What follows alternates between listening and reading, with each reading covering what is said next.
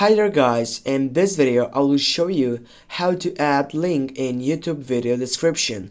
Firstly, you need to open up your application and then you need to go and find out a link which you're gonna get it into your video description. For example, I will go with this first video. I'll just go on the three dots, then share and go copy link. This link I'm gonna get up into my video description.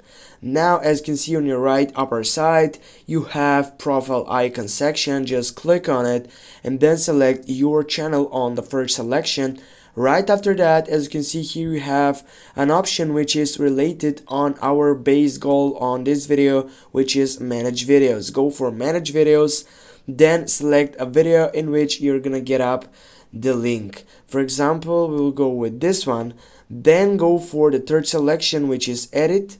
Now here, as you can see on the first side, it is description. Just click on that description section and then scroll down and take a space out. You can say, for example, open here, then you can add here the link, go paste, and then simply go on the save button side, and as you can see here, now we have added this link in this video description. Thanks for watching guys, don't forget to hit that like and share the video. See you soon.